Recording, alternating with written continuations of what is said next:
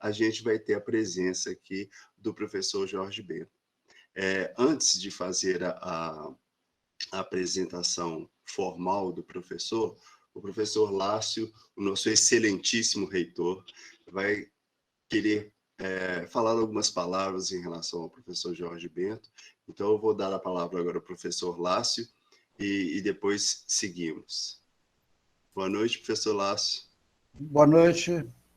Boa noite a todos. Eu quero parabenizar aqui, em primeiro lugar, os organizadores desta semana, né, o professor Jesus, o professor Pablo, o professor Pedro, Dejanir, ao Cristiano, a professora Renata, né, que tão brilhantemente organizou esse ciclo de palestras e de conhecimentos, para que a gente pudesse efetivamente iniciar o nosso semestre de uma forma diferente e de uma forma que a gente pudesse fazer as nossas reflexões no sentido de ter uma educação melhor, uma educação mais inovadora, uma educação mais participativa, uma educação que traga efetivos conhecimentos aos nossos alunos.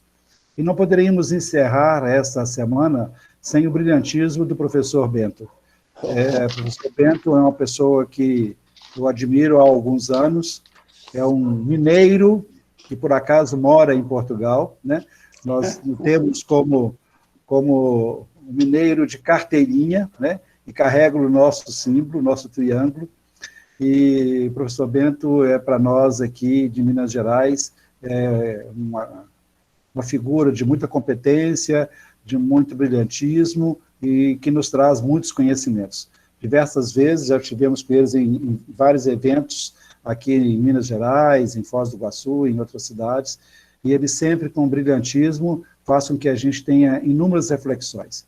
Quero agradecer, professor Bento, a sua disponibilidade, né? Para nós, da Universidade Vale do Rio Verde, a Unicor, é motivo de muito orgulho tê-lo em nossa semana. E, mais uma vez, quero deixar aqui o convite a, quando vier ao Brasil, fazer uma visita à nossa casa, e nós teremos um imenso prazer em tê-lo como nosso convidado presencialmente em nossas instalações. Muito obrigado, viu, mais uma vez, viu? E eu coloco aqui a reitoria da universidade à sua disposição. Esperamos aí que os nossos professores aproveitem o máximo deste notório professor da educação mundial. Muito obrigado aí e a todos um bom evento. Obrigado, professor Lácio. Agora eu passo a palavra ao professor Jorge Bento, que é licenciado em Educação Física pelo Instituto Nacional de Educação Física, com doutoramento em Pedagogia na Alemanha, foi pró-reitor da Universidade do Porto entre 1995 e 1998, hoje aposentado, atuou como docente afora os 3 anos dedicados ao doutorado, por 37 anos, tendo lecionado e participado de bancas e feito conferência em cerca de 50 universidades no mundo. Professor Jorge Bento, nós vamos funcionar assim, você tem aí 1h15, mais ou menos, para estar à vontade de dizer, expor os seus pensamentos, e aí, quando for chegando no finalzinho, eu vou te dando notícia. O professor Jorge Bento hoje vai falar sobre a docência do professor, desafios e exigências. Professor, mais uma vez, muito obrigado e seja bem-vindo. Muito obrigado. Muito boa noite aí para todas e para todos. É um prazer e um privilégio também para mim poder passar aqui estes minutos, esta hora e tal, convosco, poder estabelecer esta ponte de afetos com o Brasil, com os meus amigos. Em primeiro lugar, portanto, queria agradecer o convite, queria agradecer também as palavras que o professor Lácio me dirigiu. Elas, por virem de amigos, são como a música de violino, sabem muito bem aos ouvidos.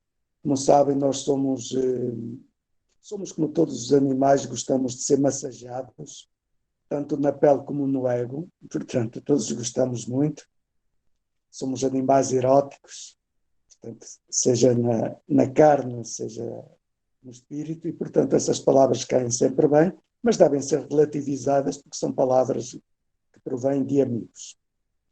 O professor Lácio inicialmente disse-me para eu falar sobre a coragem, o orgulho e a paixão de ser professor, e eu respondi-lhe, olha, há aí uma brochura que a Casa da Educação Física editou, aí, e toda a gente já conhece, portanto eu preferia não falar desse tema e falava de outro, que era sobre exigências e competências da docência, numa perspectiva que agora me é muito cara, e já vão perceber.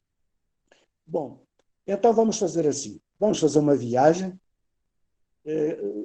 se me quiserem interromper, estão à vontade, e em que eu tentarei falar acerca de algumas competências e exigências. Naturalmente não posso falar sobre tudo, mas gostava de começar então por um pressuposto. E eu acho que há um pressuposto que é necessário nós assumirmos sempre, mas que é muito curial, que é muito pertinente nesta hora. E esse pressuposto eu chamo-lhe a ignorância positiva. Ou seja, a necessidade de assumirmos a nossa ignorância.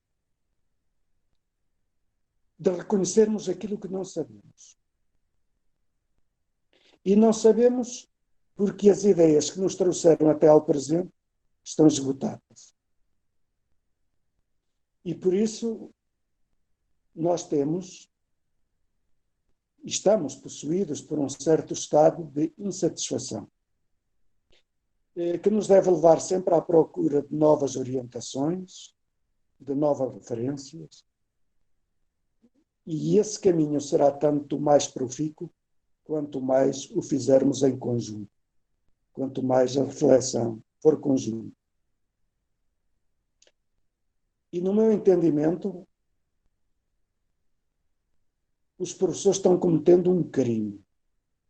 Eu começava por uma citação do Oscar Wilde. Ele diz assim: todo o crime é vulgar, exatamente como toda a vulgaridade é um crime.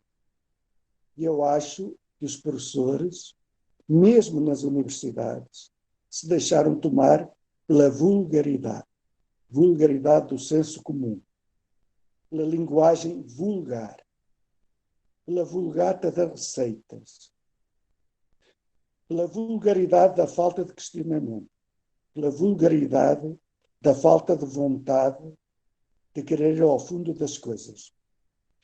E a queda na vulgaridade do senso comum, na ausência de um pensamento elevado, na ausência de uma norma culta e erudita na linguagem, é, para mim, no meu entender, um crime que os professores cometem contra si mesmos, contra a educação e contra a sua missão, evidentemente.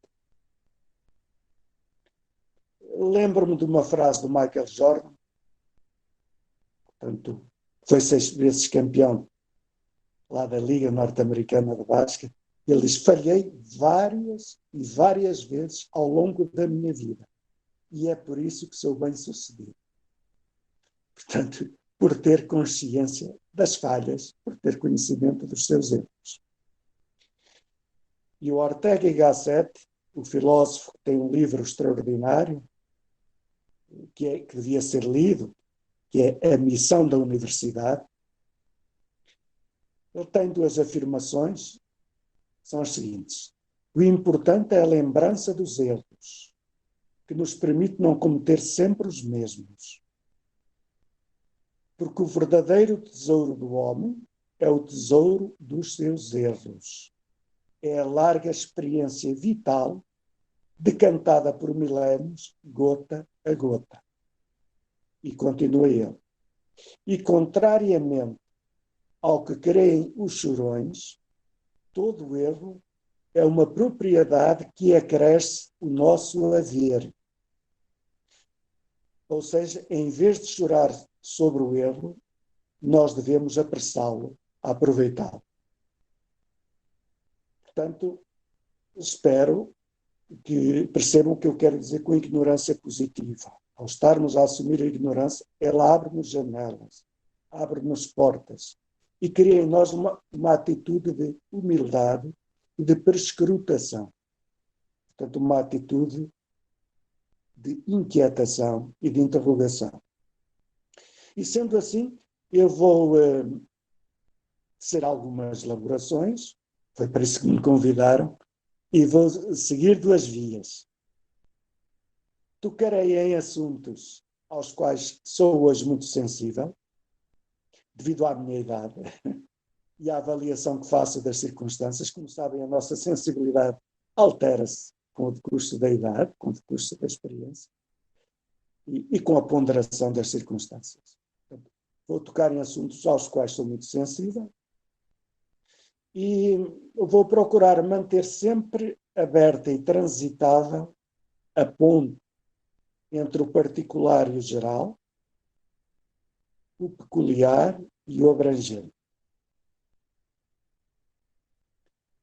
E então, em jeito de introdução, direi que, tanto quanto eu me lembro, ou pelo menos quanto, digamos assim, a minha reflexão me permite enxergar, há duas funções para cujo exercício nunca estamos devidamente preparados na altura própria.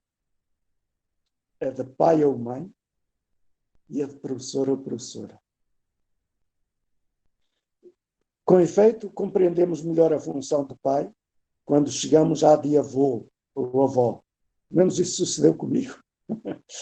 E então aplicamos no relacionamento com os netos o que aprendemos no trajeto de pais. O trajeto de pais inicialmente foi muito difícil, tínhamos a nossa vida, não tinha estabilidade nem económica, nem profissional, nem mesmo a maturidade existencial que era requerida.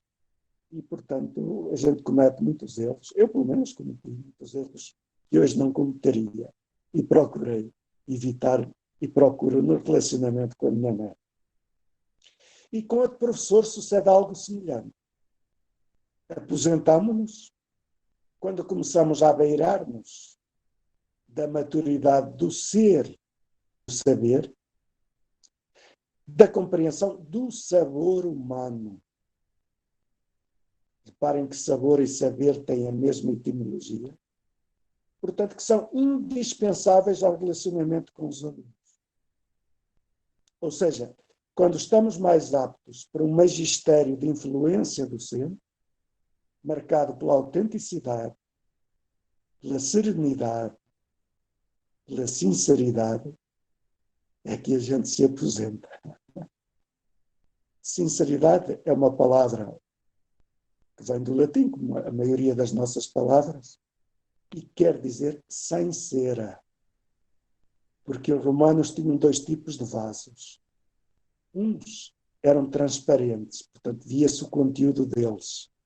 E outros eram encerados, que era para não se visse, para que não se pudesse ver o que estava lá dentro. E nós também temos muita cera, falta-nos muita sinceridade. Portanto, precisamos de tirar muita cera. E ao longo do trajeto da vida, nós vamos tirando muita cera, muitos ardis, vamos ganhando em autenticidade, em serenidade, em simplicidade, em saber. E podem me perguntar, mas então não há cursos bem estruturados para a formação de professores? E eu respondo, sim, há. E podem continuar a perguntar, mas então os diplomas que nós obtemos não são merecidos? Não têm mérito? E eu disse, são, sem dúvida, mas não garantem a mestria do essencial. Porque a função do professor encerra tamanha complexidade e pluridimensionalidade que jamais estamos preparados para a conhecer e compreender cabalmente. Por mais e melhores estudos, livros e tratados que sobre ela se desenvolvam e elaborem. Porque o professor é como uma pessoa. E pessoa vem do latim, lá vem o meu vício, desculpem lá, vem do latim persona. E persona quer dizer máscara. E nós vamos nos formando pessoas à medida que, em cima da nossa natureza animal, vamos pondo máscaras de humanidade, à medida que vamos pondo vernizes, próteses de humanidade, de condição humana. É assim que nos tornamos pessoas. Ou seja, o professor é como uma pessoa, acaba prematuramente. As pessoas, nós também morremos prematuramente, sem ter aprendido, portanto, sem termos adquirido todas as capacidades e habilidades que necessitávamos para levar uma vida bem-sucedida. Portanto, o professor acaba prematuramente, sem ter realizado, incorporado todas as aprendizagens, todas as máscaras, digamos assim, que carece para um exemplar desempenho da profissão e da sua existência. E por isso está condenado a ser um aprendiz até ao fim da vida, sem ter esgotado a capacidade e a necessidade de aprender. E não há maneira de fugir a isto. Para fazer um animal, como sabem, bastam alguns meses. Há até algumas espécies de animais que nem precisam de 9 meses. Para fazer uma pessoa e um professor, são precisas dezenas de anos, sem que a obra fique acabada, completa e perfeita. Acresce também, segundo dizia o Fernando Pessoa, que os humanos são seres descontentes. Portanto, uma das marcas dos humanos é serem seres descontentes. Ou seja, que nunca alcançam razão plena para estarem perfeitamente contentes. Há sempre coisas para alcançar. Há sempre coisas para aperfeiçoar. Os professores também. Há sempre razões para descontentamento, para insatisfação, há sempre utopias para perseguir, ideais para realizar, metas para alcançar, zonas de penumbra, zonas de incompletude. E essas zonas pedem a luz e o retoque que tornem menos imperfeita e menos incompetente a nossa imperfeição e a nossa competência. Essa é uma particularidade que nós temos em relação aos deuses. Os deuses são perfeitos, ou seja, não lhes resta nada para fazer. Nós somos imperfeitos, temos muito para fazer. A palavra fazer liga-se à perfeição, é o perfazer. A perfeição é aquilo que nos falta fazer. E, portanto, isto convida-nos a trilhar o caminho da inalcançável perfeição, da inalcançável competência, e a termos consciência disso. Portanto, o professor, em geral, tem sido e vai continuar a ser objeto de inúmeras abordagens, de inúmeras dissertações, de inúmeras publicações, porque há sempre algo para abordar e para aclarar. Até porque o contexto não é estático, é dinâmico, vive em constante alteração e mutação. Modifica o ambiente em que a escola se insere, modifica a própria educação, modificam os alunos, modificam as finalidades, pelo menos as secundárias, as instrumentais da educação. Portanto, este contexto não é estático. E, portanto, os nossos ofícios, a maneira, as modalidades de realizar os ofícios do professor também se alteram. Isto quer dizer que os olhares sobre a docência se modificam.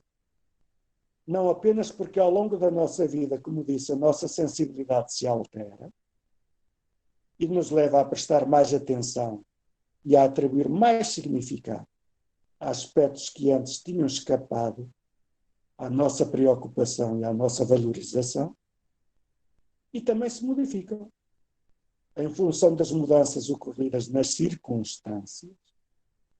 E circunstâncias, como diz a palavra, é aquilo que está ao nosso redor, que nos circunscreve. Portanto, nas circunstâncias sociais e individuais, ou seja, da sociedade e dos alunos. Entrando agora mais um bocadinho em concreto nas competências e exigências, sem que consiga concretizar, vou apenas, digamos, divagar,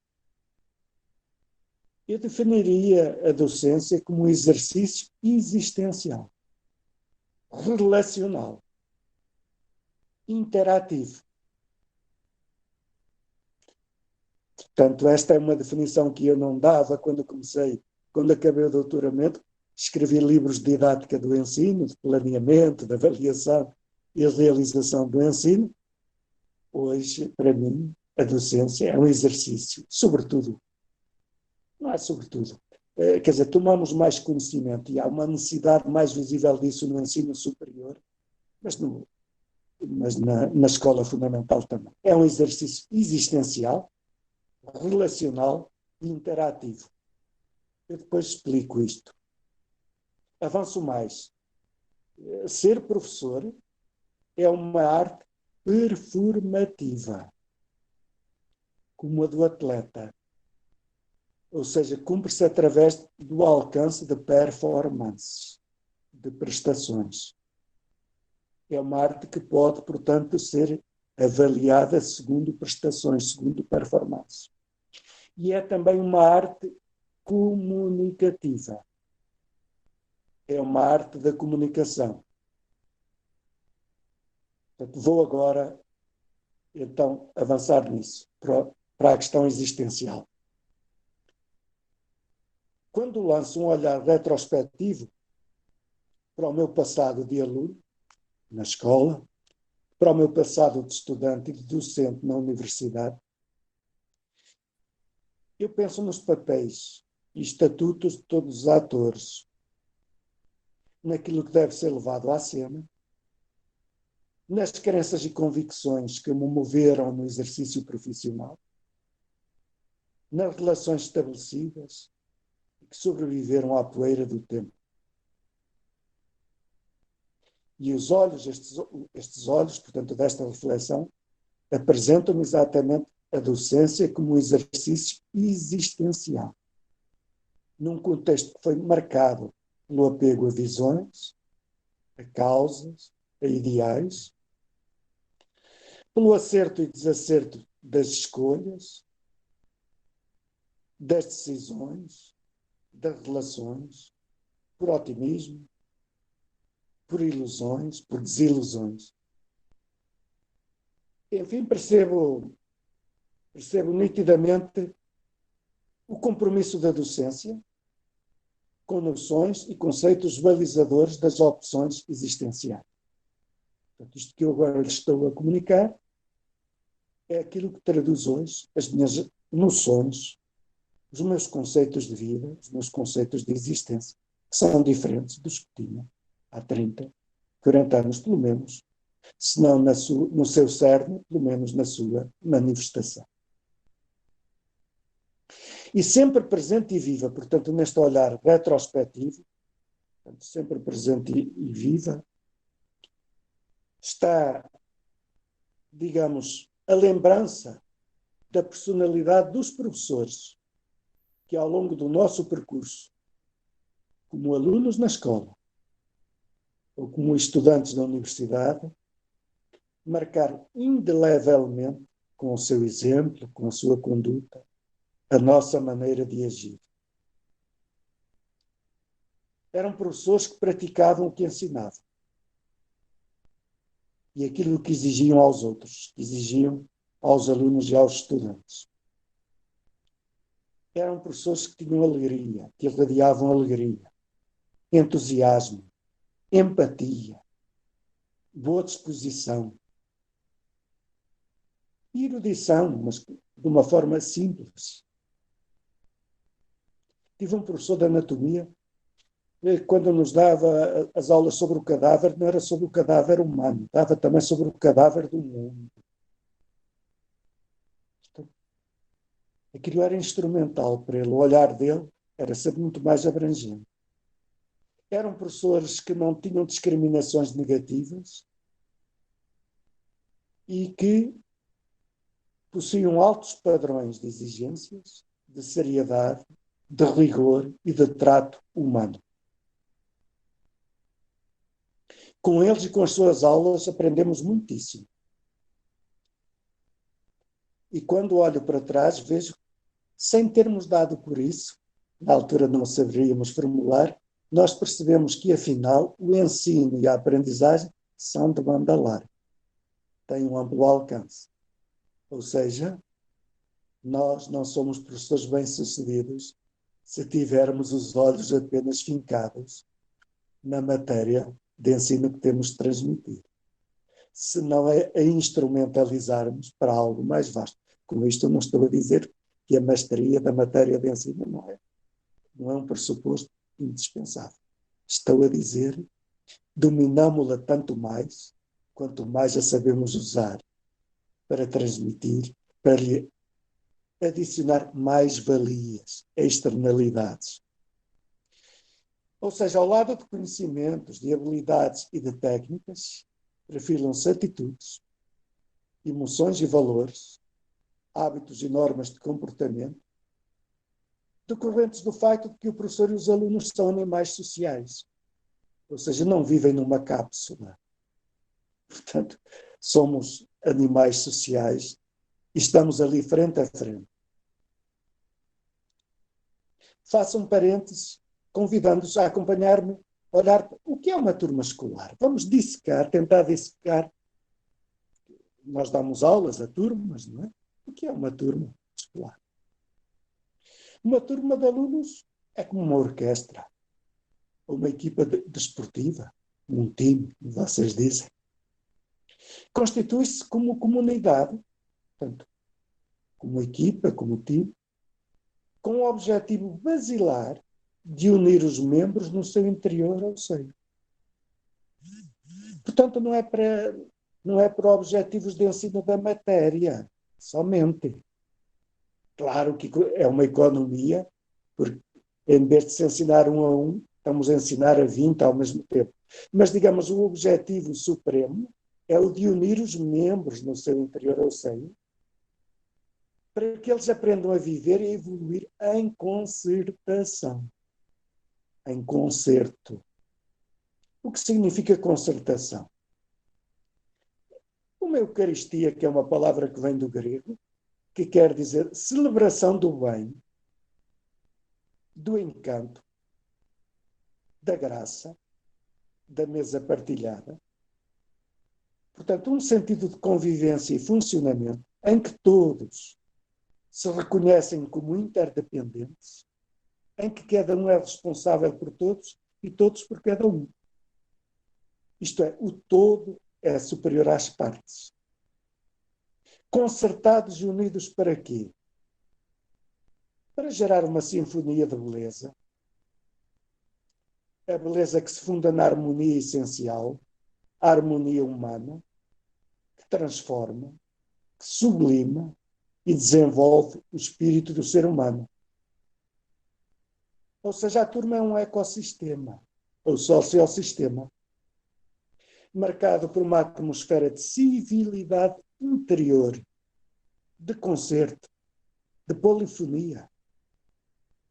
Um espaço de atração, de diálogo, de encontro, de troca, de colaboração, de entrelaçamento, de inclusão, de mestiçagem. Digo mestiçagem, porque os alunos são diferentes, são corpos diferentes, vestidos de maneira diferente, cheiros diferentes, têm linguajares diferentes, jargões, portanto, diferentes. Vêm de famílias distintas, portanto, também com hábitos distintos. Portanto, é um espaço de mestiçagem, de tentativa de síntese, de genuína integração, de osmose entre as parcelas, visando garantir vivências de êxito, de felicidade, de alegria para todos. Ou seja, a turma é uma metáfora do lançamento de pontes entre ilhas. Porque cada aluno é uma ilha. E, portanto, com a turma nós tentamos estabelecer pontes entre eles para aprendermos a formar o arquipélago da humanidade. E o professor é um pontífice. Pontífice quer dizer construtor de pontes. Isso quer dizer a palavra. do latim. Portanto, o professor é o construtor dessas pontes. Isto é, a turma tem como objetivo ser uma configuração da simpatia. E simpatia quer dizer sentir e emocionar-se juntos. Compartilhar a paixão pela alegria e realização da vida. Cultivar a abertura recíproca, a compreensão, a benevolência, que quer dizer o bem-querer, e a solidariedade autênticas.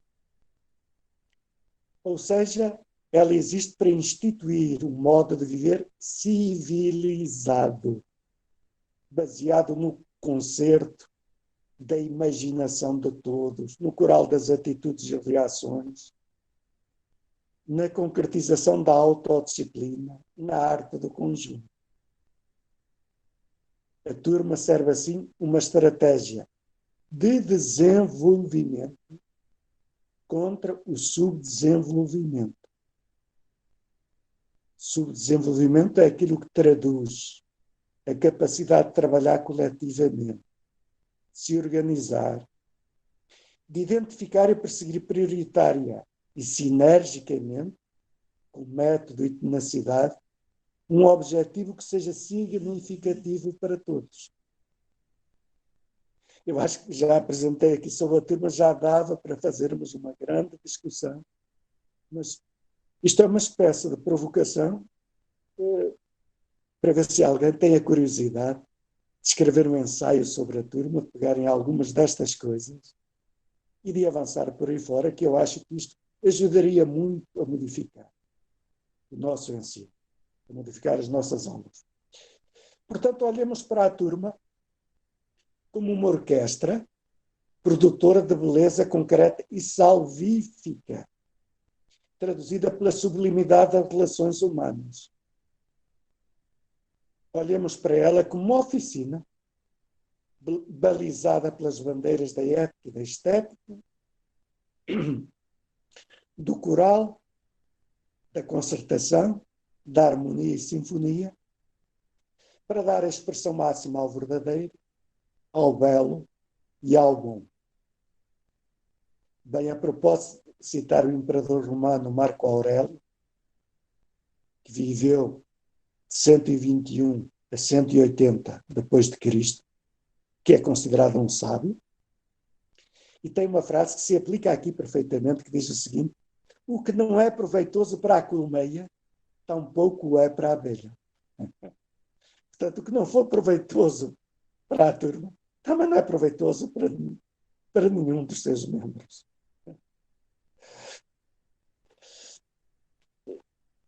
Nota-se bem, quando estou a apresentar estas coisas, que tenho subjacentes conceitos, noções existenciais. Por isso é que eu dizia que, para mim, a docência é um exercício existencial. Portanto, uma tentativa de levar à prática conceitos e noções existenciais. Uma axiologia de vida, que acho que nós, os professores, devíamos estar atados de pés e mãos à axiologia. Ela basta-nos. Se nos deixássemos guiar pela axiologia, dávamos um grande contributo para a salvação, para a renovação do mundo. Se tivéssemos a coragem da verdade, a coragem da axiologia, então sim, estávamos à altura de nós mesmos. Mas, portanto, a turma é um locus da concretização de princípios elementares que devem animar a educação de hoje e sempre. Esperem só um bocadinho que vou pedir um copo de água aqui à minha mulher. Um copo de água, um cálice de vinho do Porto para a garganta. Vou beber um cálice do Porto que a garganta fica melhor. Está além aquela garrafa. E quais são esses princípios elementares que devem animar a educação de hoje e de sempre? Sabem que o Pavarotti, quando cantava, tinha sempre uma garrafa de vinho do Porto lá no camarote, e por isso muitas vezes ele saía do palco meio entornado, meio cambaleado, mas é verdade. Ele, em muitas das suas atuações, por causa de ter a voz sempre afinada, A garganta limpa, é verdade. Olha, eu também vou aqui com o meu Porto, vinho do Porto.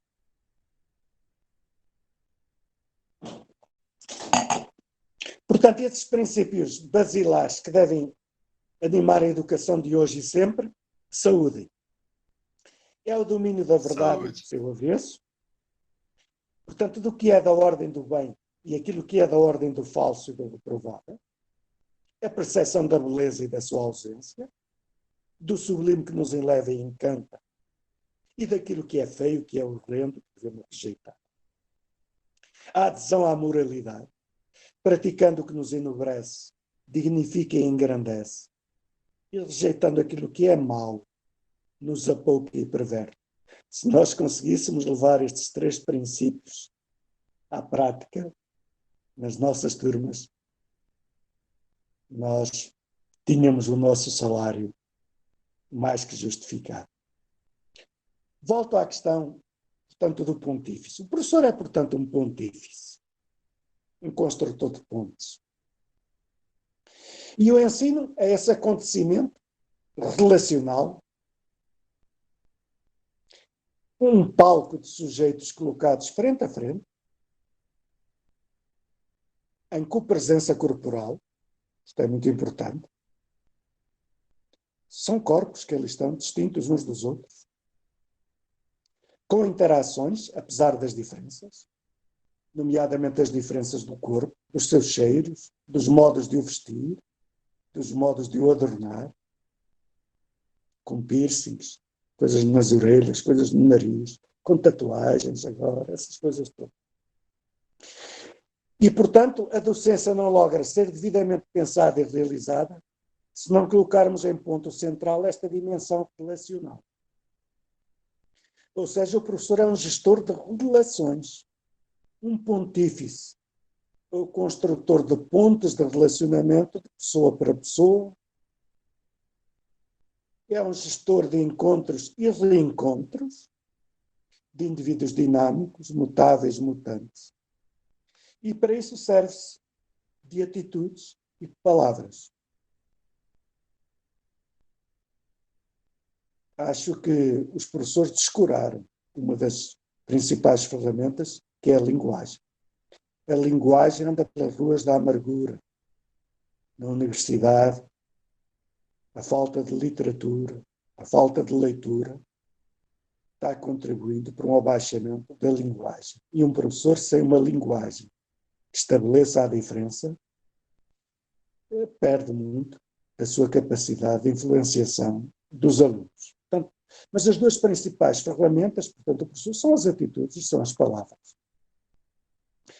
Volto à aula como espaço, portanto, de comparências, de copresenças, que nas atuais circunstâncias, estas eras da pandemia, e em que cresce, portanto, o ensino à distância, o ensino virtual, urge olhar a aula como oportunidade de reinstalar a relação humana no espaço copresencial e não a deixar estiolar face ao crescimento do espaço virtual.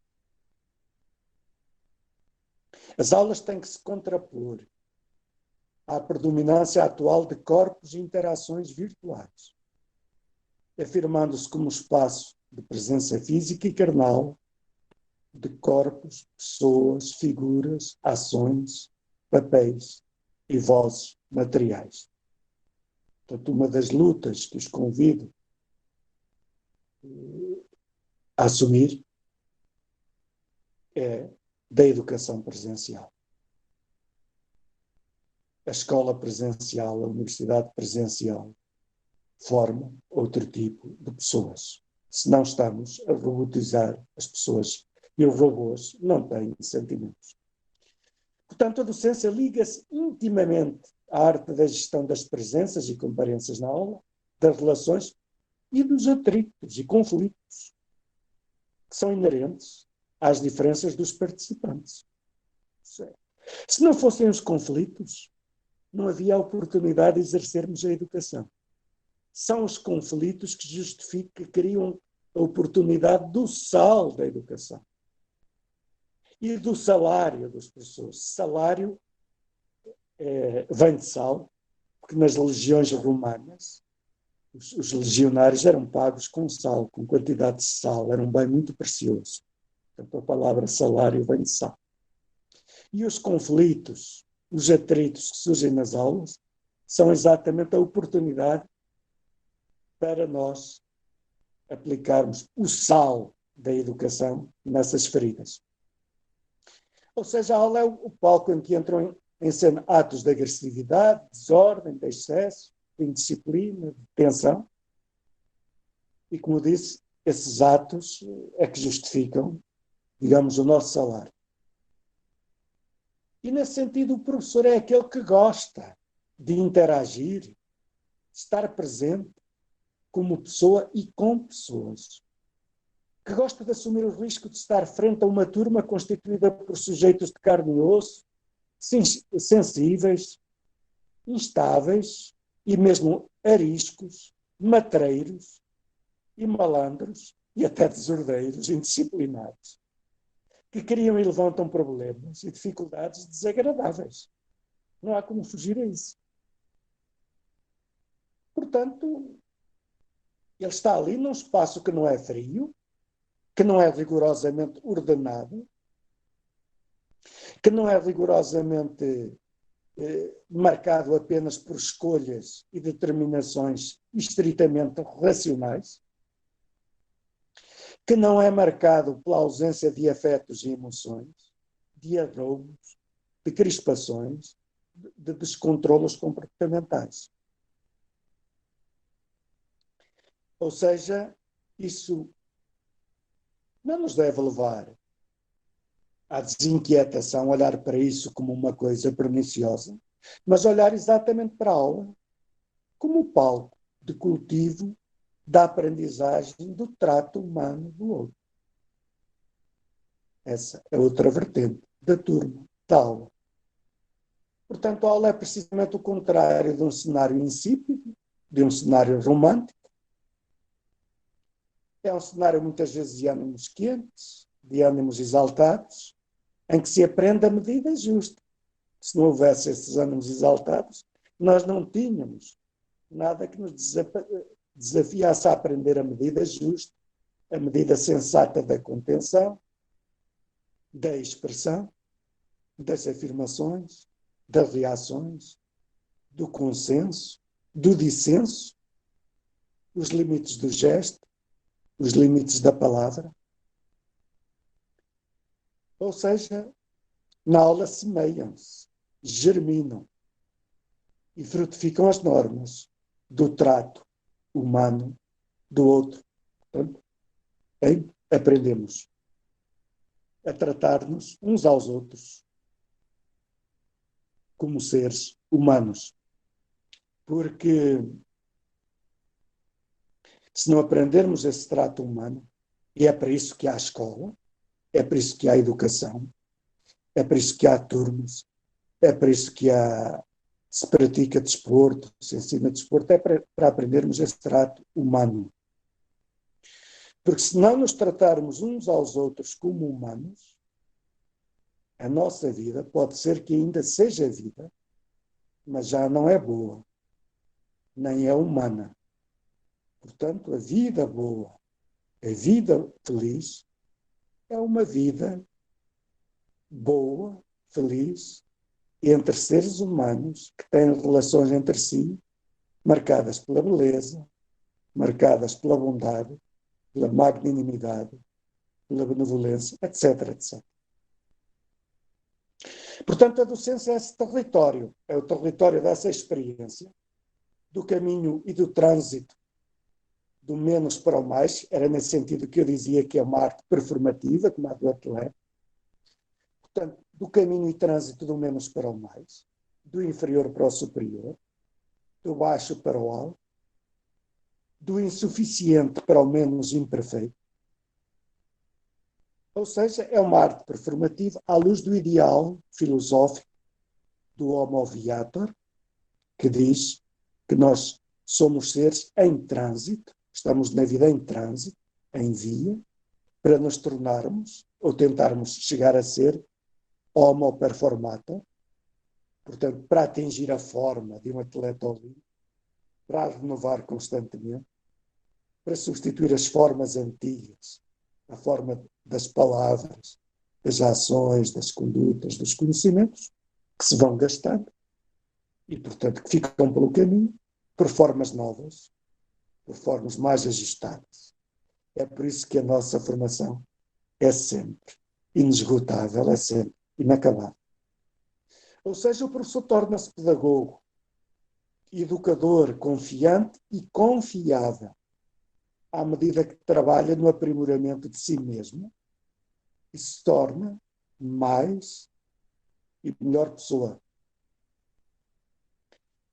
Acho que percebemos bem o significado destas asserções se focalizarmos o olhar, a atenção e a ponderação num professor que seja ao contrário daquilo que estou a propor nestas formulações.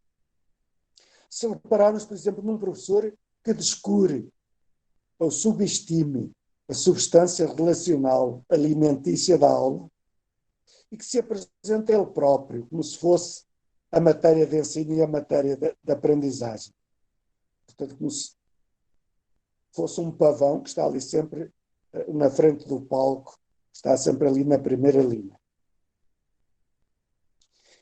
Que tipo de professor é que nós preferimos? Eu acho que ao longo da nossa escolaridade e ao longo da nossa formação, nós conhecemos ambos os tipos de professores. E qual é a nossa opção? Qual é o professor que preferimos? Preferimos os meramente ensinadores da matéria dos livros e manuais, ou os que associam e instrumentalizam os ensinamentos ao serviço da qualificação da pessoa dos alunos e dos estudantes. Eu acho que a resposta de cada um de nós a estas questões, a estas e a outras similares, portanto, essas respostas contêm o decálogo das concepções, das orientações pedagógicas, filosóficas, existenciais, a que cada um de nós adere de modo consciente ou de modo inconsciente, porque muitas vezes não tomamos consciência destas coisas. O que é então falar das aulas? Mais um golinho à vossa saúde.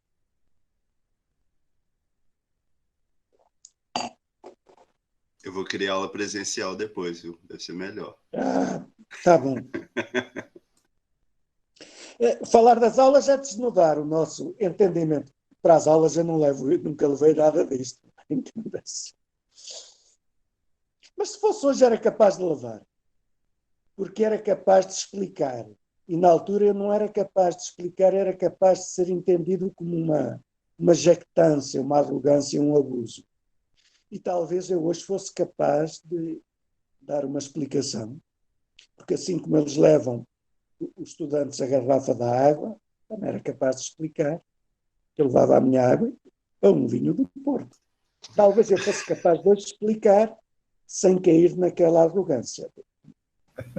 Então, o que é falar das aulas?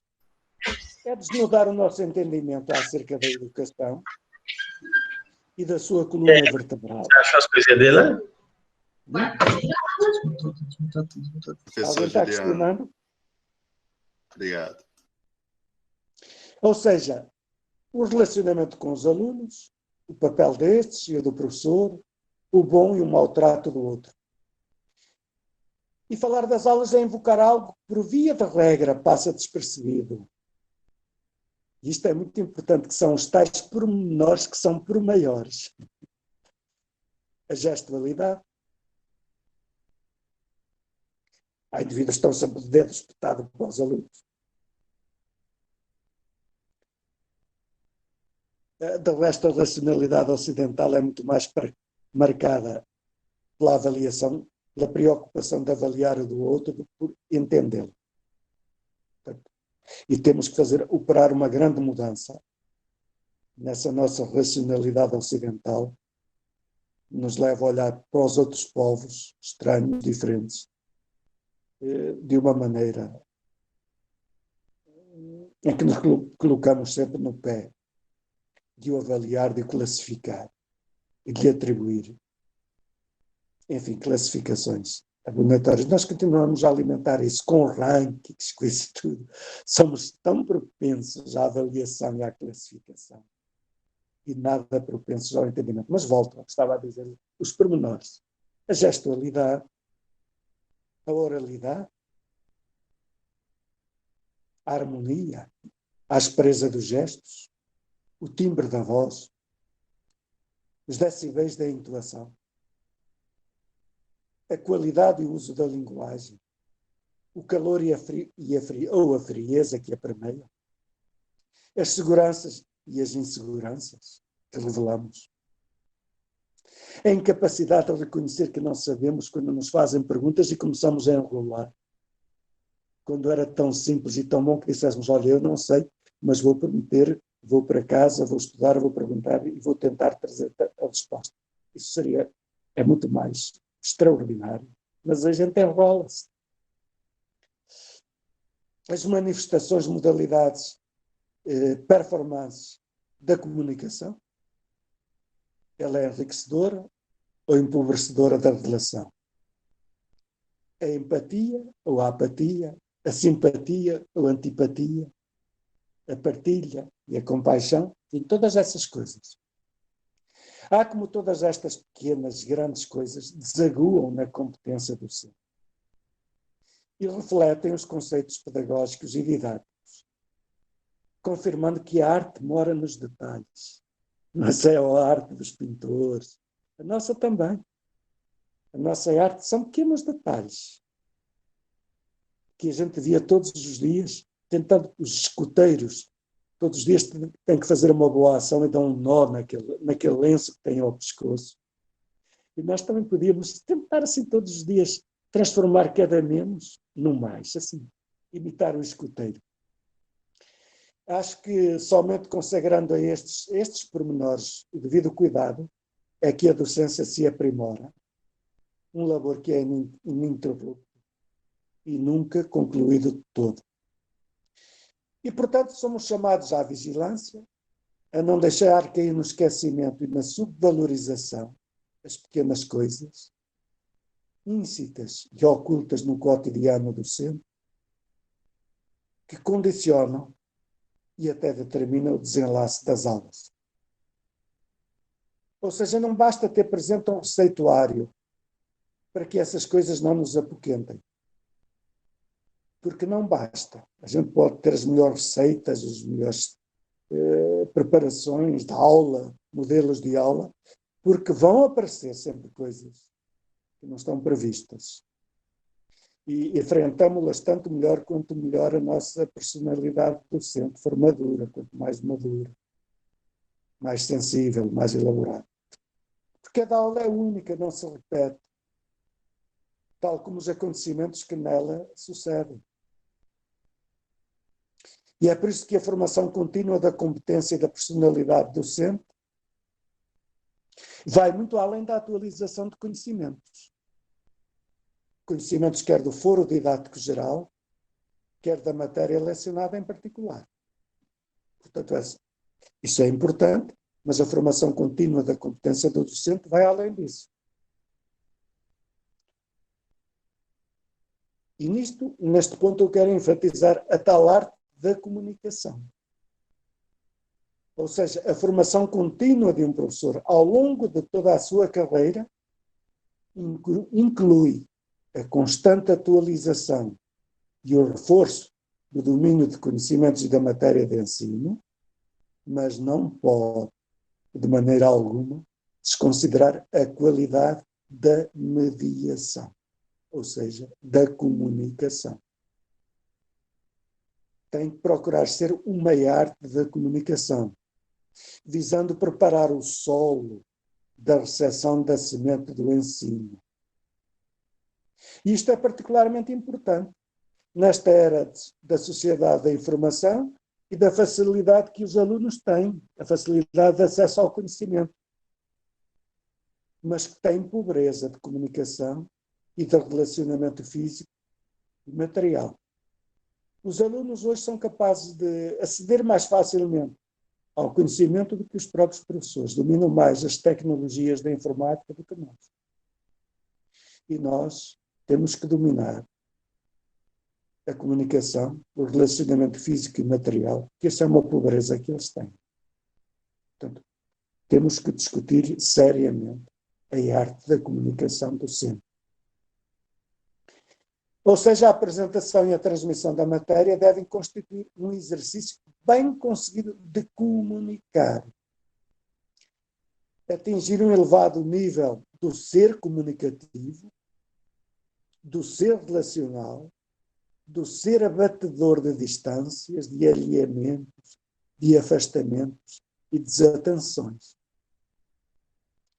E é deste jeito que se incrustam na matéria de ensino e aprendizagens externalidades e sentidos de teor educativo e formativo, etc. Ou seja, quanto melhor for o domínio daquilo que ensinamos, da matéria de ensino, maior é a disponibilidade para lhe associar princípios e valores.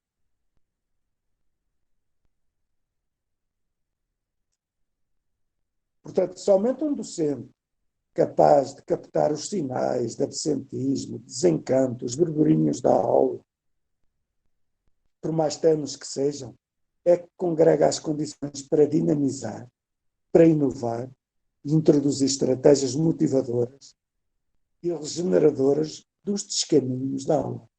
Que as nossas aulas descaminham, caem para descaminhos muitas vezes. Não é uma exceção.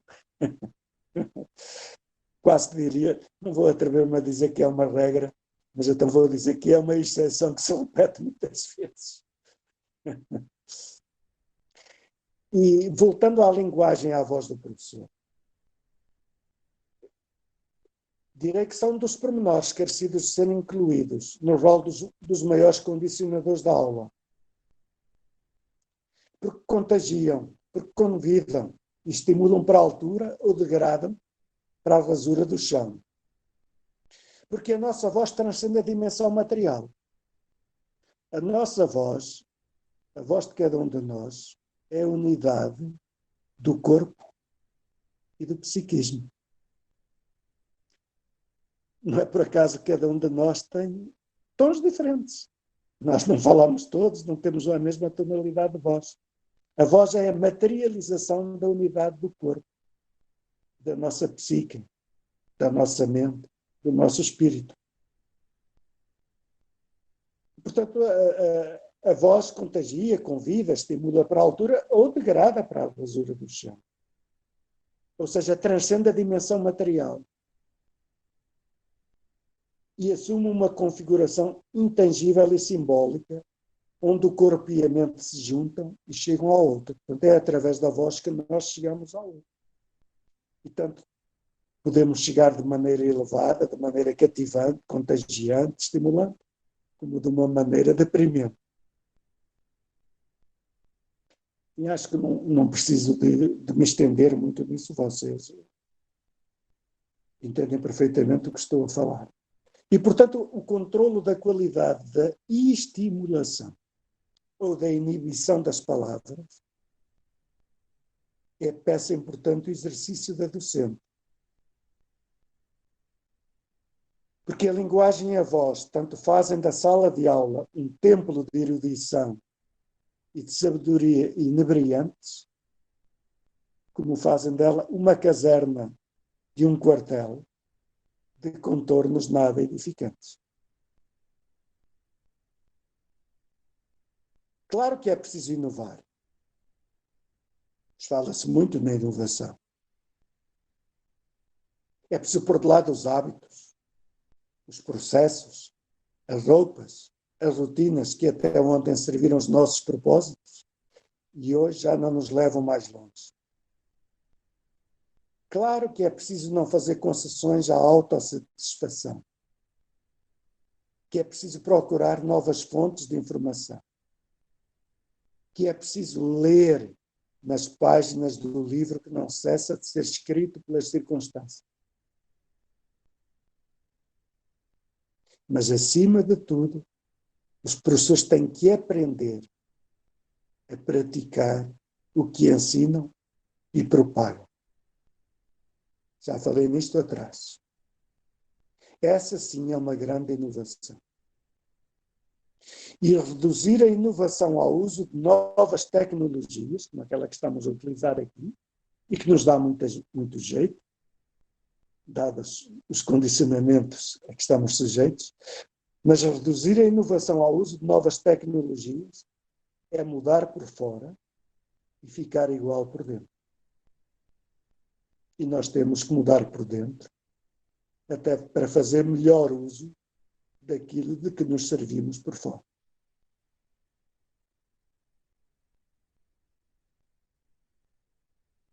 Portanto, a inovação passa em muito pela configuração e avaliação da aula como um tempo de narrativa discursiva e verbal.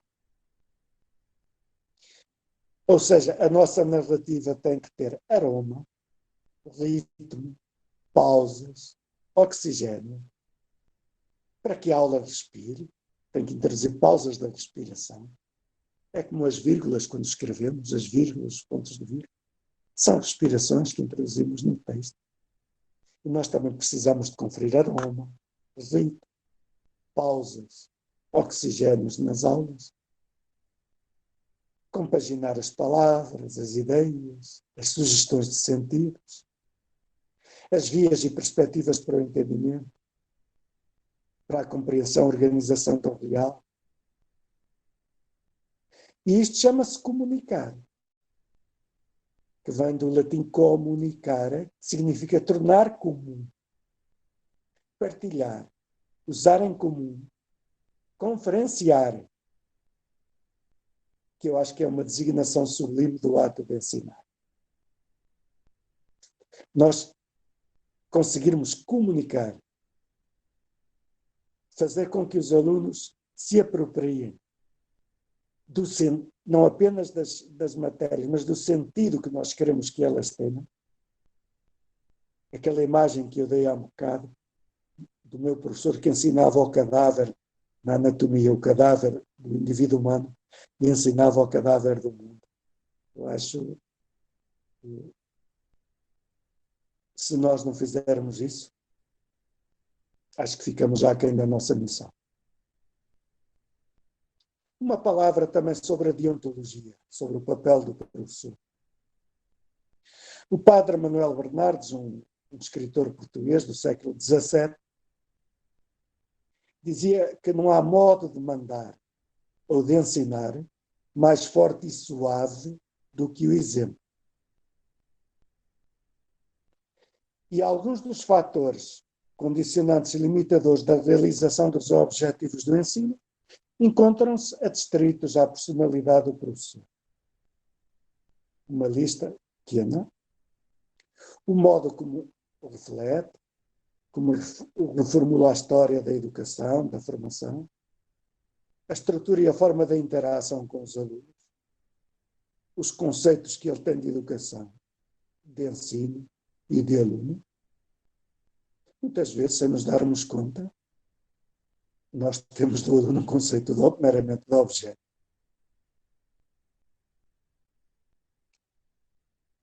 O conhecimento que nós temos de cada aluno, como disse a linguagem, porque a linguagem, nós só devíamos utilizar com os alunos uma linguagem reversível. O que é que quer dizer? Quer dizer que devemos empregar termos, palavras que admitimos que os alunos também possam utilizar connosco. E não utilizar uma linguagem irreversível que não aceitamos que eles utilizem connosco. Isso significa que não há trato humano, que usamos de uma autoridade abusiva, não de uma autoridade que nos é conferida pelo saber, mas de uma autoridade que nos é conferida pelo formalismo e que vai matar. E que vai matar a aula. A flexibilidade e a pluralidade de soluções que o professor, em função da diversidade e da alternância das situações, a sua capacidade para sair de situações desagradáveis, para sorrir, para contar até uma piada, mas uma piada que não é mesquinha. A capacidade de interpretar as reações dos estudantes e, sobretudo, a necessidade de pôr termo a um modus vivendi desmotivado e desmotivador. Volto mais uma vez ao Marco Aurélio, ao imperador romano, que ele dizia: ficarás satisfeito se fizeres cada coisa da vida como se fosse a última. Se nós conseguíssemos dar cada aula como se fosse a última aula que damos, seria uma maravilha. É impossível, eu sei que isso é impossível. Não temos sempre a mesma garra, a mesma disposição. Nós não somos de pedra, somos sensíveis, temos problemas que levamos. E, portanto, também não devemos cair numa abstração de apresentar um ideal de super-homem. Devemos assumir a nossa humanidade, tentando melhorá-la, pelo menos tentando ter consciência dela. Mas não nos sobrecarregarmos de exigências que estão além, digamos, da nossa capacidade de as enfrentar. Mas, como dizia também o enciclopedista francês Diderot, nem que seja para fazer alfinetes, o entusiasmo é indispensável para sermos bons no nosso ofício. E quando a gente entra numa aula cheia de gala de entusiasmo, aquilo vai mesmo até ao fim. Quando a gente não consegue, quando não entra, já é muito difícil que a coisa se componha. Mas poder-me-ão perguntar, mas então numa sociedade marcada como é a nossa hoje, por pluralismo e relativismo de valores, ainda haverá exemplos e modelos de comportamento? Portanto, numa sociedade em que há tantas entidades, tantas instâncias que irradiam influências sobre as crianças, sobre os jovens, os pais e os professores ainda têm alguma chance, alguma possibilidade de ser arquétipos de pais, arquétipos de professores, ser modelos de comportamento? A resposta tem que ser afirmativa.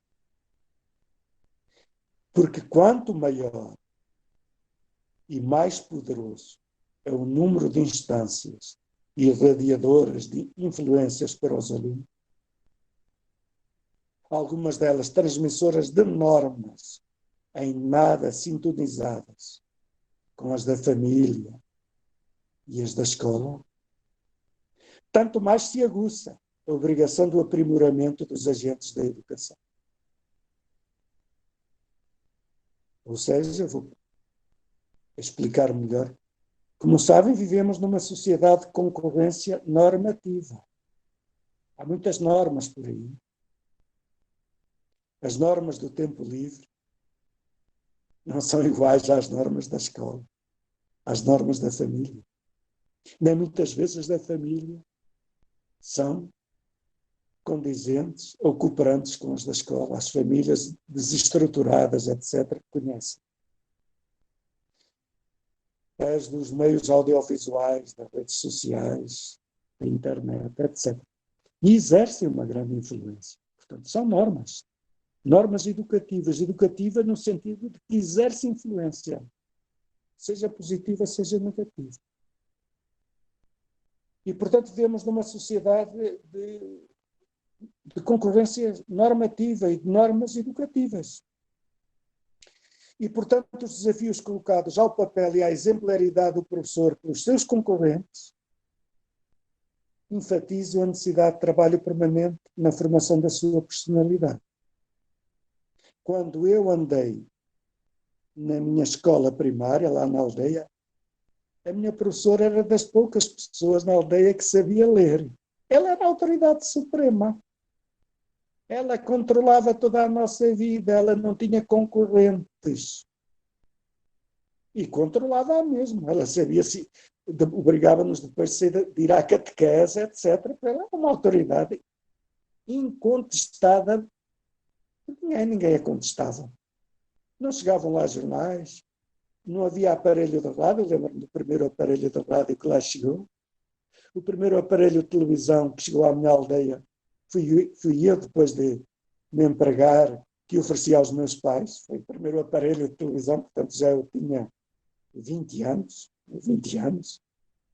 que vim para o Porto, como escriturário da Direção-Geral dos Combustíveis, mas, portanto, ela não tinha concorrentes. Nós hoje temos. Portanto, vivemos numa sociedade de concorrência de normas educativas.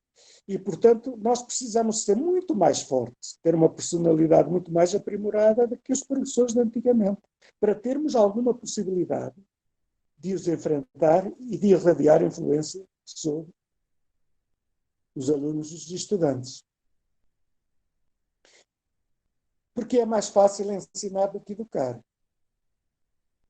Para ensinar, basta conhecer. Enquanto para educar, o professor precisa de saber ser. Ser o quê? Ser pessoa. Ser um arquétipo inspirador de elevada conduta cívica, ética, estética, espiritual e moral. Não me levem a mal, mas eu conheço pessoas, e o Lácio também conhece algumas pessoas que eu conheço, que são professores, que postam coisas no Facebook.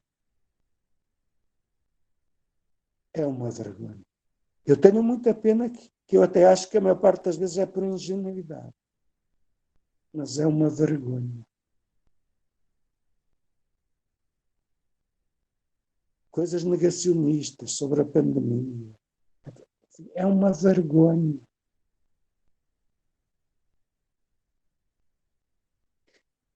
Portanto, tem que ser um arquétipo inspirador de elevada conduta cívica, ética, estética, espiritual e moral. Ou seja, a cidadania exemplar e a decência não são opções, são obrigações de um professor. Não são opções que a gente deve ter, são obrigações. E não se pode ser professor sem isto. Sem a verdade que tanto nos falta e tanta falta nos faz. Sem a aspiração à verdade que não consente o mentir. Que associa fins e meios, que pesa as ações e as respectivas consequências, que encoraja a escolher as boas e a rejeitar as más. Um genuíno professor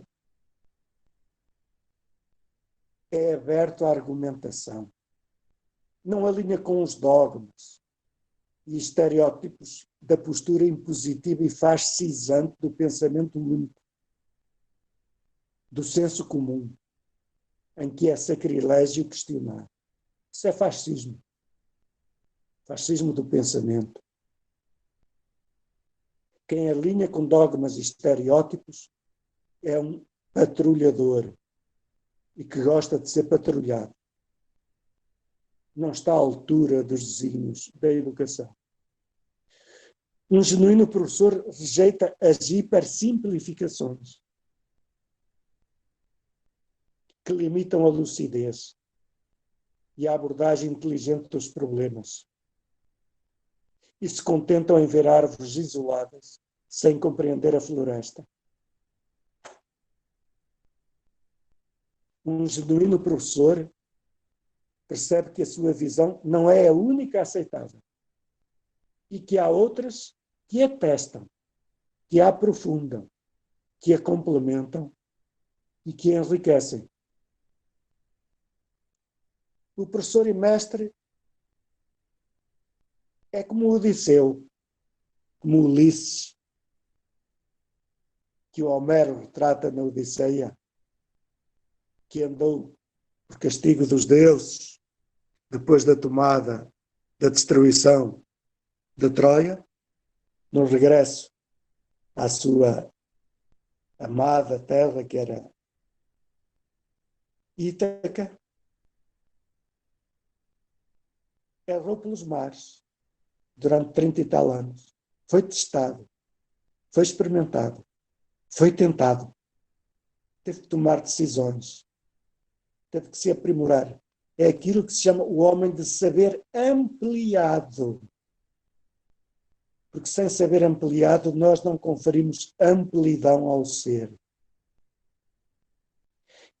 É o professor formado e propenso a compreender e entender, a integrar o antagónico, o estranho, o diverso, o inesperado, a valorizar aquilo que até aí não tinha valor dentro de si. Isso é que se chama compreender. A gente está a ler um livro e, de repente, uma frase que nos suscita coisas que a gente não se tinha percebido. É um clique, é uma luz. E então interiorizam. O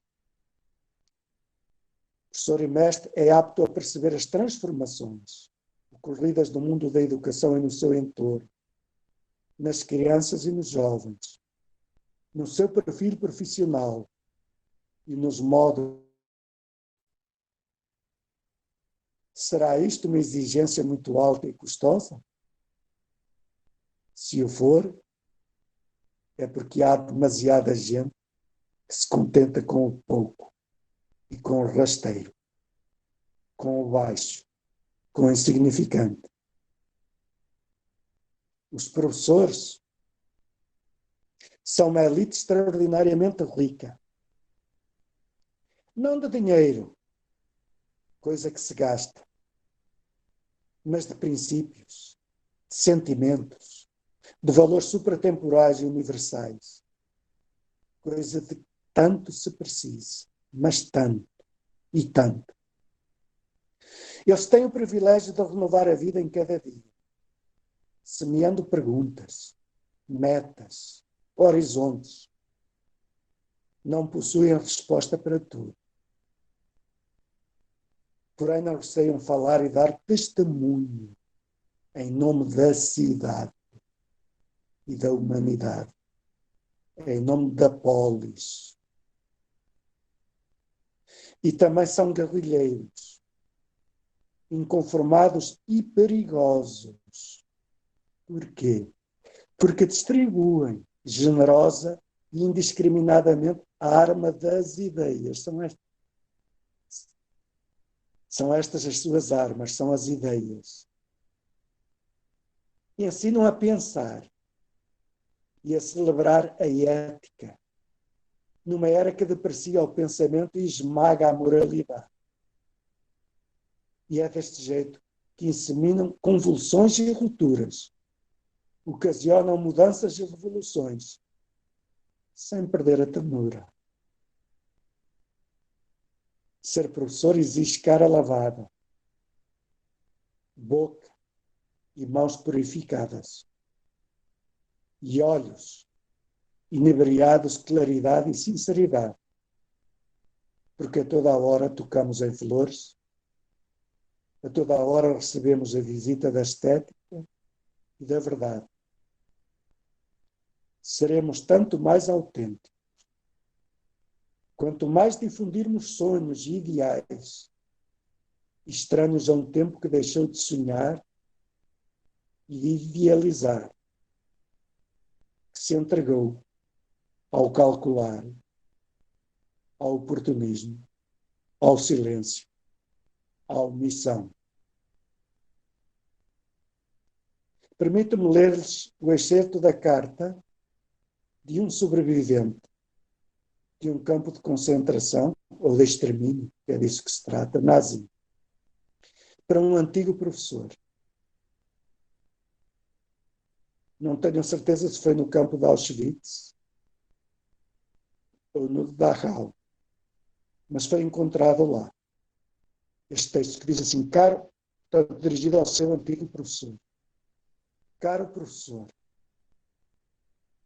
os meus olhos viram câmaras de gás construídas por engenheiros doutores. Isto é, um engenheiro doutor construir câmaras de gás, pessoas doutoradas. O doutoramento não lhes deu nada, só lhes deu técnicas, mais nada.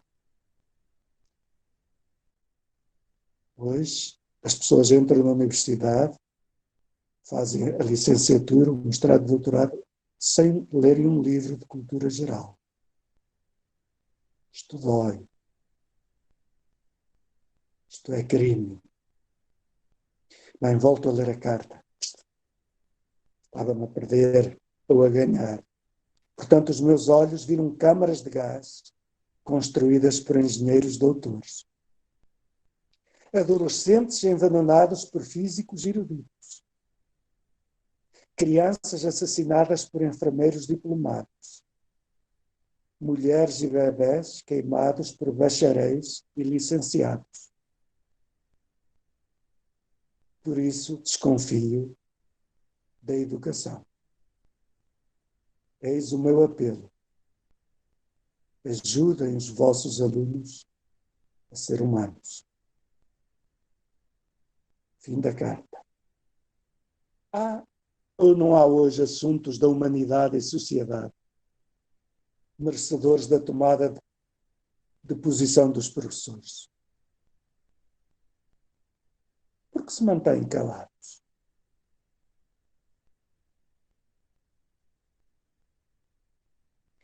Bom, como aí está a começar o ano escolar, esta vossa semana foi uma semana de começo do ano escolar, não é?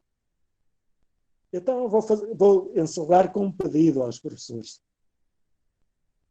Portanto, neste início do ano escolar, eu desejo a todos os docentes um estado de plenitude interior, de bem-estar consigo, de inquietude com o mundo merece que nos inquietemos com ele, de abertura ao outro e da renovação da crença no milagre da educação.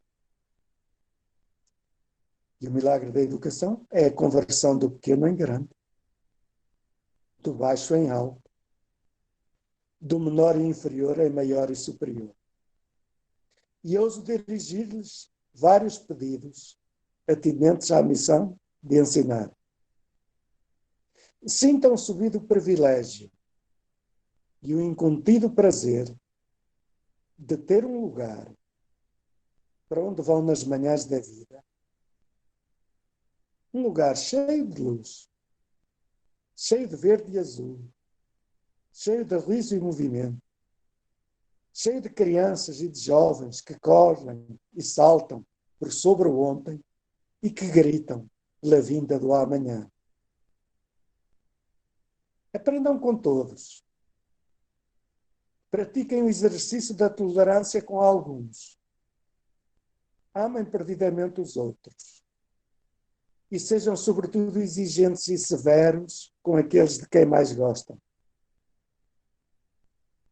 Usem palavras aladas, palavras com asas e brilhantes, de encantamento e maravilhamento, convidativas a recusar o chão do nada, a levantar voo, a viajar até às estrelas, a admirar a aventura da existência. E encham os olhos dos alunos de deslumbramento e magia. Incendeiem-lhes o coração e a alma com a chama da vontade transcendente. Façam-nos acreditar que eles conseguem andar sobre as águas, atravessar o deserto, chegar ao cume das montanhas íngremes e tocar o céu. Encarem o vosso labor como um espaço de realização e aprimoramento pessoal. Apreciem o que fazem e o que têm ainda para fazer. Não ponham uma cara nas segundas-feiras. Nem contem os dias, semanas e meses que faltam para os fins de semana e as férias. Doem-se com paixão ao que escolheram para o ofício. Assim nunca envelhecerão, porque a paixão combate a corrosão do tempo. E um último pedido para o dia inaugural das aulas. Que os professores ofereçam às colegas uma flor e que elas retribuam com um doce sorriso, porque a gentileza anuncia a beleza e esta é a nossa melhor companhia. Muito obrigado.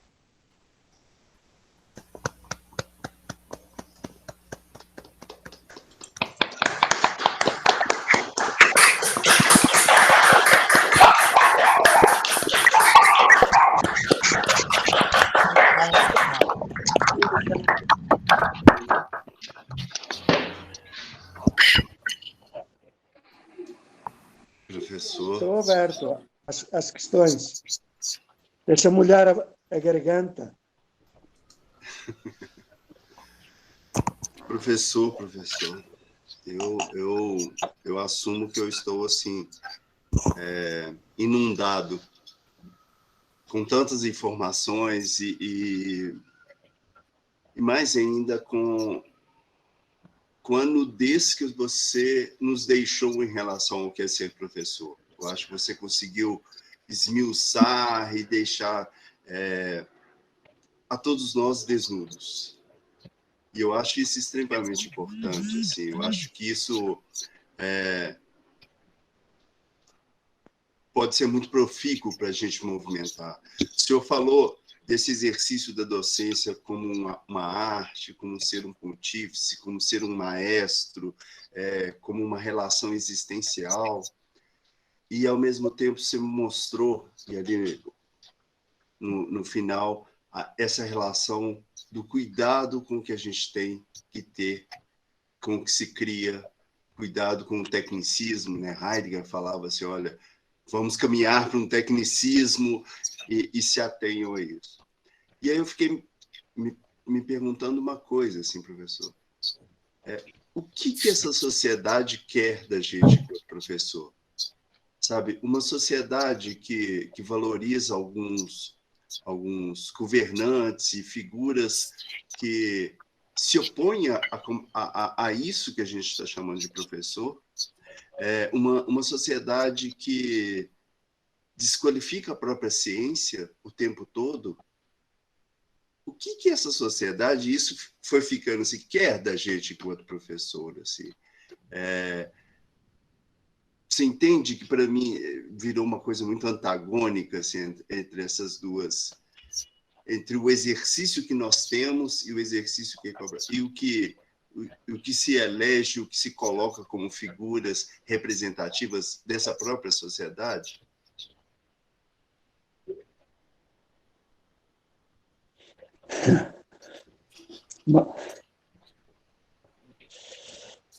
É uma pergunta, é uma questão difícil,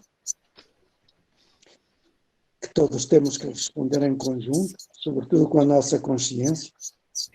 Eu acho que na história do mundo, da civilização, acontecem períodos como este, em que décadas sucessivas o lixo se vai acumulando.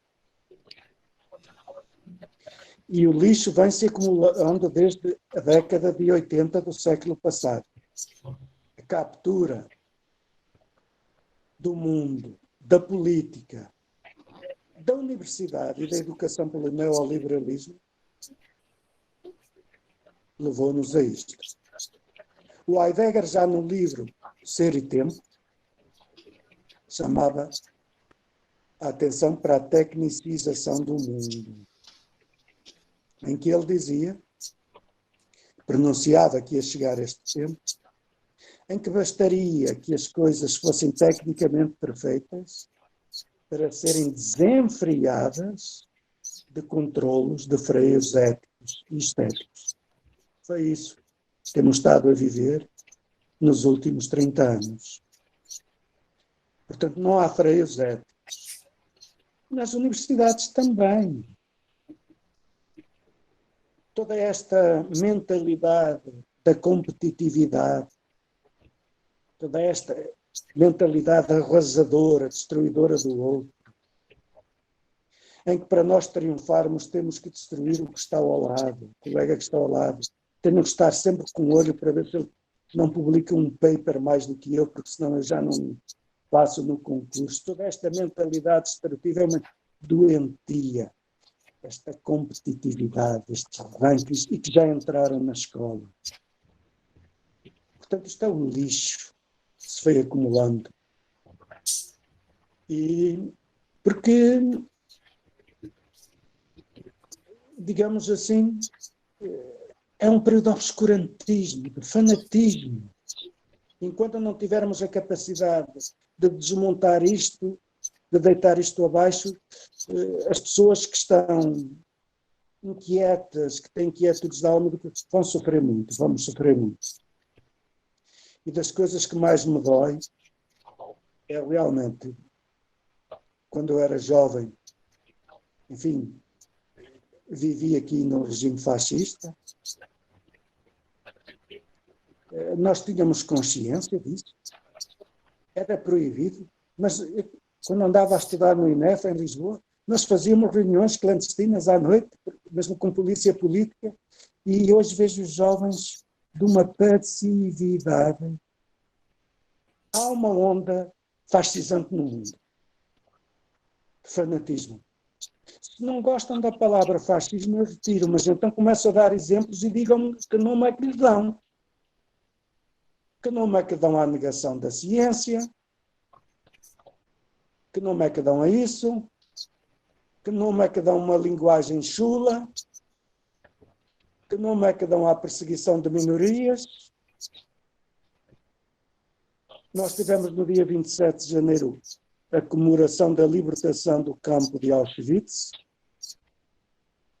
E o que temos que concluir é o seguinte: a crueldade continua, as modalidades de praticar a crueldade é que são diferentes, mas continua a exercer crueldade sobre as pessoas. Pessoas sem pão, pessoas sem oxigênio, pessoas sem casa, pessoas que têm que fugir das suas pátrias, que morrem nos oceanos, aqui no Mediterrâneo, a atravessar. A crueldade continua. E hoje alguns agentes não praticam porque as circunstâncias lhe permitem, mas praticam de outra forma se não praticavam da mesma maneira. Portanto, o que mudou são as modalidades da crueldade. Estamos num tempo de fanatismo. Eu espero que tenha dado um grande contributo. Esta eleição nos Estados Unidos tenha dado um grande contributo, pelo menos dê-nos alento para sonhar outro mundo. Com isto eu não tenho ilusões, não digo pronto, agora está tudo resolvido, não é nada disso, não é nada disso. Nunca teremos um mundo perfeito, esse mundo nunca existe. Eu até, se vocês me permitem um bocadinho, eu hoje escrevi um textozinho, publiquei no Facebook, desculpem lá, que se chamava o texto, que já não me lembro,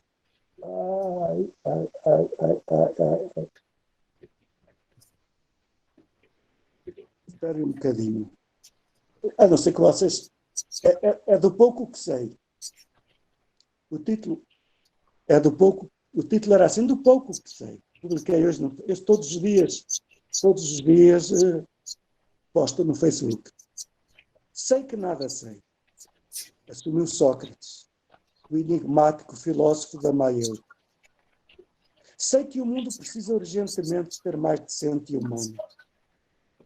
Vejo que um espírito atento reconhece e aprende a olhar para as circunstâncias. Sei que é possível fazer da Terra um cenário da fraternidade, da hospitalidade e da solidariedade.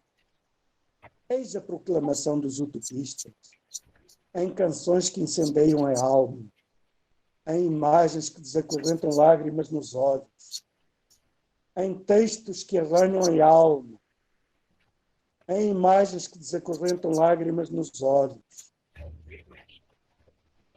em atitudes, em textos que arranham a pele, em atitudes que semeiam trigo no rosto, em partilhas que multiplicam o pão e o vinho na boca, em encontros onde a felicidade se concretiza e transborda. e agora que era a parte importante, sei que é a altura de dar forma ao espanto desmedido, de tornar visível, de tornar intenso e visível o teu traço, de afirmar, cantar e viver o paraíso sonhado e construído, de lutar por ele e com ele encher o tempo e o espaço.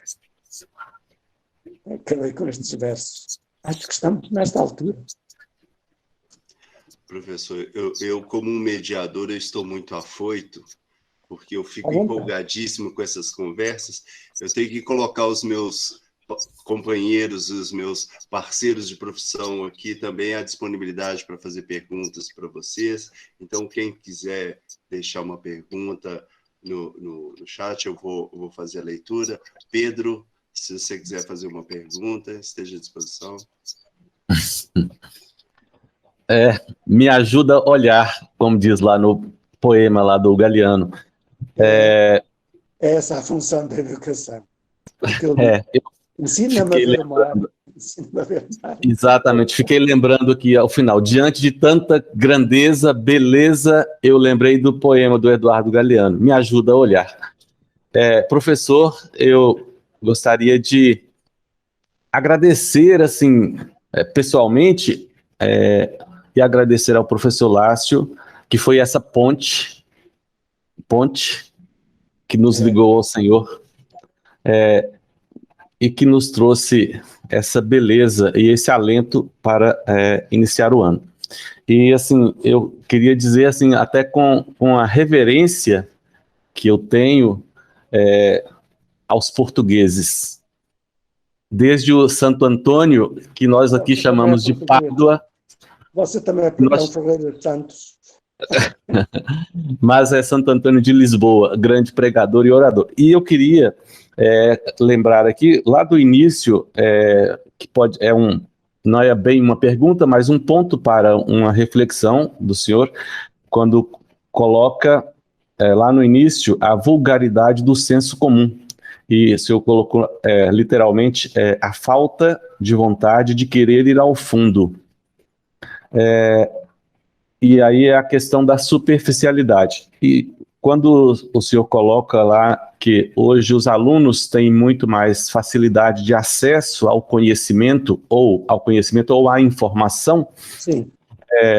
E hoje com as redes sociais, e a gente vê hoje as fake news, toda essa questão.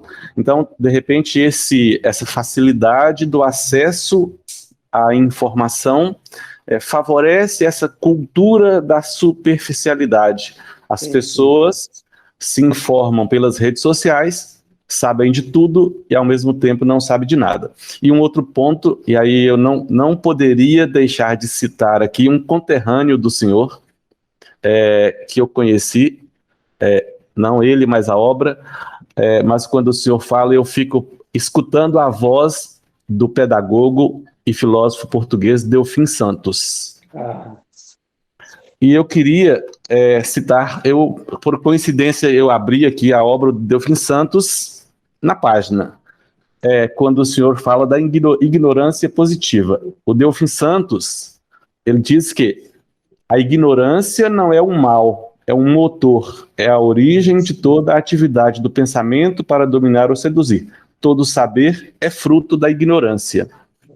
E aí eu fecho a minha pergunta, desculpa, sou prolixo, talvez essa facilidade de acesso ao conhecimento gera essa cultura da superficialidade e muitas vezes nós, ou nossos alunos, esquecemos o sei que nada sei, ou essa ignorância positiva. Eu queria que o senhor comentasse isso, essa questão da cultura da superficialidade, se é que podemos falar de cultura da superficialidade.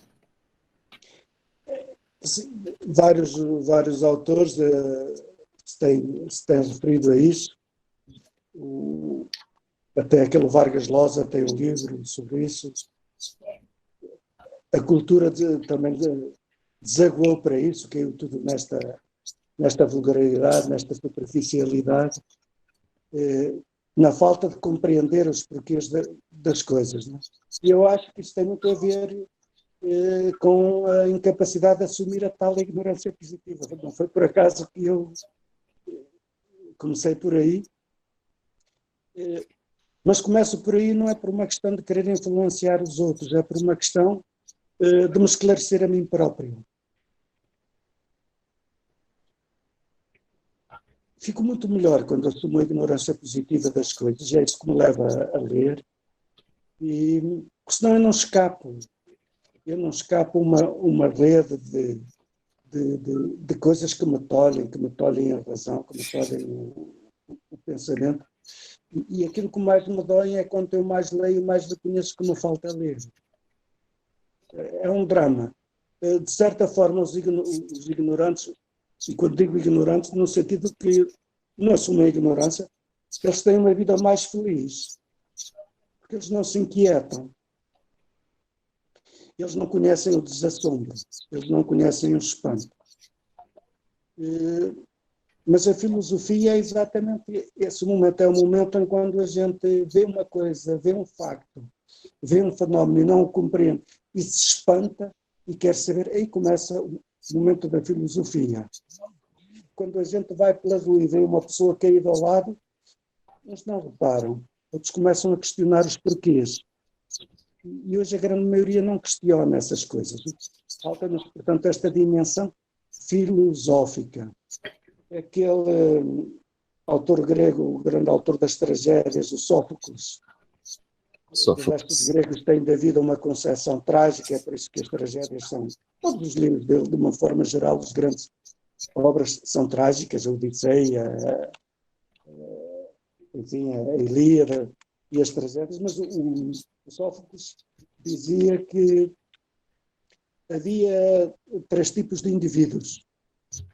Dizia que a vida era uma feira e que havia 3 tipos de indivíduos. Uns vinham à feira da vida para vender e outros para comprar. E havia um terceiro grupo de indivíduos que vinha à feira da vida para ver como se comportavam os que compravam e os que vendiam. E os estudantes perguntaram-lhe quais eram os melhores desses indivíduos. E o Sófocles respondeu que os melhores eram aqueles que vinham à vida para se preocupar com os outros, para observar o que os outros faziam, para filosofar, dizia ele, para filosofar. E os estudantes insistiam. E como é que são? Qual é o prémio desses que filosofam, que perguntam, que se inquietam, que levantam perguntas? E ele dizia, são seres quase perfeitos, quase felizes, quase divinos. E os estudantes perguntaram ainda, e qual é o castigo para aqueles que não refletem, para aqueles que não indagam, que não interrogam?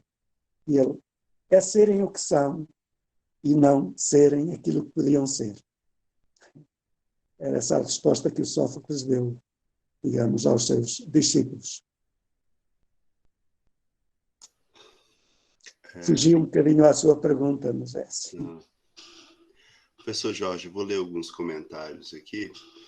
O Dodge Palhares estava falando sobre quanta sabedoria. Parabéns, professor Jorge Bento, como sua fala agregou conhecimento. O Luiz Alberto está falando que é profundo ouvir do professor Jorge essa crítica. É preciso combater todo radicalismo que atenta contra a vida. O Pedro Marcos Frugeri está falando que, boa noite, professor Jorge, a falta de recursos é com certeza um dos principais problemas da educação no Brasil, principalmente nas escolas públicas. Isso reflete sobre outras questões para que o ensino chegue até os alunos. Uma escola sem condições mínimas para receber os alunos não consegue fazer com que os professores eduquem com qualidade. Uma escola sem condições mínimas de educação para receber os alunos, na maioria das vezes, faz com que os professores tenham dificuldade de ensinar. Posso comentar isso? Essa Claro, afirmação? à vontade. Eu não me lembro do autor, mas é um autor, eu já escrevi sobre isso, que diz que a escola devia ser a melhor festa da cidade. É a afirmação dele. A escola deve ser a melhor festa da cidade. Porque a escola é a casa pública onde se aprende a polis, a política, a defender a cidade. E, portanto, é o local onde vai toda a gente. E tem que ser a melhor festa. Portanto, quer o espaço físico, é o espaço da alegria, é o espaço do jogo, é o espaço do canto, é o espaço da afirmação. Tem que ser a melhor festa. Portanto, tem que ser o local onde as nossas crianças aprendem a sonhar, aprendem a idealizar, aprendem o gosto de aprender. Nós não podemos consentir que as sociedades não cuidem da escola, do espaço da escola. Não podemos consentir isso. Isso é um atentado contra as crianças. É um atentado porque lhes rouba a alegria, rouba-lhes a motivação. Eu lembro perfeitamente, eu não queria estar sempre a falar nisso, mas como disse, eu nasci no regime fascista, do Salazar. E devo aquilo que sou à escola pública. À escola primária lá da aldeia. Porque era a melhor casa lá da aldeia, apesar de tudo. E, portanto, aquelas crianças, nós aprendemos ali coisas que não nos deixavam mais contentar com a origem familiar de onde a gente provinha. Portanto, foi isso que nos deu a bagagem, o ânimo, o fogo do espírito para lutar pela vida fora. Meus pais eram muito pobres, nós éramos 10 irmãos, portanto, fiz a corda da vida a pulso, subindo. Mas foi ali que aprendi o básico. E lembram-me perfeitamente, eu fui vereador. Vereador aqui em Portugal é o vosso secretário. Eu fui secretário da Prefeitura do Porto, que é do desporto, das relações internacionais e da ciência. E nós tínhamos aqui campos de ténis, portanto, um parque, enfim, com instalações de ténis muito boas, e nas proximidades havia uma escola secundária problemática, um bairro ali numa zona pobre, com muita gente da droga, de ciganos, pois o programa era prioritariamente quem ia ali aprender a jogar ténis, a ter lições de ténis, eram os que vinham daquela escola, porque eu estou absolutamente convencido que aquelas crianças, depois de terem aquela vivência de acesso àquele local privilegiado, limpo, balneários extraordinários, que o nível de objetivos, o nível de sonhos deles superava e que se introduzia ali um grão de areia que os ia levar a rejeitar cada vez mais, a recusar cada vez mais o meio pobre de onde vinham. Portanto, eu acho isso um crime. A escola, o espaço público da escola como espaço degradado, isso é um crime que a gente não pode tolerar. Desculpa. Professor, diante do avançado da hora, aí já deve ser quase 1h, já não, meia-noite, 1h da manhã. Não reparei. A conversa de amigos é manjar de anjos. Pois é, por mim ficaríamos mais horas e horas aqui. Eu vou fazer a mesma solicitação, professor Lácio, antes do senhor encerrar. Não, quer dizer, encerre primeiro, depois eu vou fazer a solicitação para todo mundo abrir as câmeras e a gente tirar uma foto coletiva. Eu vou encerrar com uma coisa pequenina. Esteja à vontade, professor. Que se chama da educação híbrida. Porque a educação tanto pode ser boa como má. O que não nos falta são deformidades corporais e mentais, físicas e espirituais, gestuais e verbais, comportamentais e morais. Atrapalham o andar e impedem-nos de voar. A educação, sendo boa, ameniza as limitações, mas sendo má, deforma, condiciona e apouca as possibilidades de locomoção e deslocação do perto para o distante, do desconhecimento para o entendimento, da ignorância para o saber. torna a cabeça coxa e fecha-lhe as portas e janelas para a claridade. A boa educação é uma passarela para o arco-íris da vida e do mundo. A má levanta uma cercadura, feita de altos e espessos muros de granito. Lá dentro há pássaros com asas cortadas, sapos e escorpiões, palavras e atitudes em estado de morte tormentosa. Combatam isso.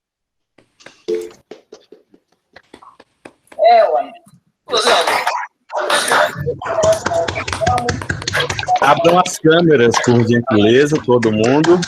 Professor Lácio, você quer encerrar?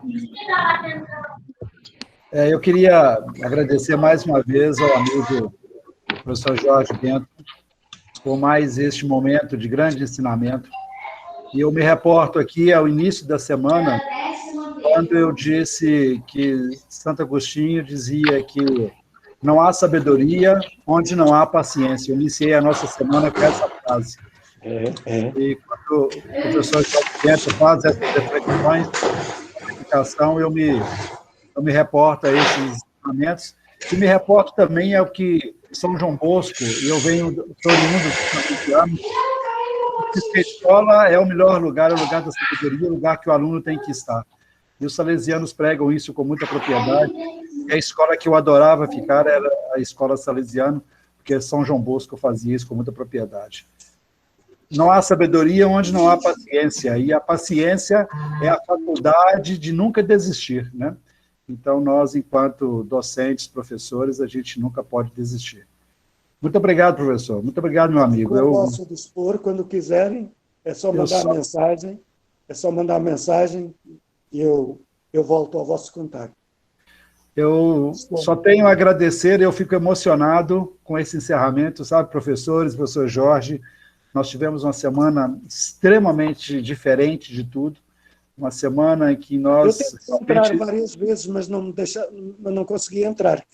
Tentei entrar para ver, para acompanhar às vezes, mas não consegui. A culpa é do Jesus, tá? Só me deixou entrar hoje. Tinha que ser culpa do Jesus. A gente manda as gravações aí para o senhor ver o que nós discutimos essa semana. Elas estão gravadas, aí o Pedro, mais o Jesus. Muito obrigado a todos os docentes, a todos os professores nossos que aqui estiveram. Agradecer a Pedro, Cristiano, a Pablo, a Dejani, a turma do marketing, a turma do TI aí, com o Júnior, toda essa turma por esse suporte essa semana. Agradecer a professora Renata Montalvani, mais uma vez, que com muita competência e dedicação nos auxiliou também nessa semana. Muito obrigado mesmo, eu estou emocionado. Professor Jorge, eu não tenho palavras. Não precisa do professor, nos conhecemos bem. Eu também estou emocionado. Gostei muito de estar convosco. E Minas é o meu Trás-os-Montes no Brasil. Sou transmontana. Muito obrigado. Professor Jesus. Primeiramente, eu queria agradecer a todos, falar que nós fizemos uma semana com 14 encontros, com mais de 10 profissionais diferentes que vieram discutir, com uma variedade de temáticas assim, que foi expressiva. Então, eu queria agradecer a todos pela participação, espero que vocês tenham gostado, espero que a gente consiga fazer muitos mais desses, com a participação e colaboração de todos, que isso tenha enriquecido vocês da mesma forma que me enriqueceu. Nós formatamos essa semana pedagógica no formato de evento, então quem participou e preencheu as listas, depois a gente vai encaminhar os certificados, a gente estava conversando isso com o professor Lácio, é óbvio, até para ajudar nas nossas normativas institucionais de Lattes, dessas coisas, então isso tudo também é importante, então depois a gente vai encaminhar direitinho. Mas muito obrigado a todos, espero que vocês tenham gostado e espero que a gente tenha a oportunidade de encontrar mais muitas e muitas vezes.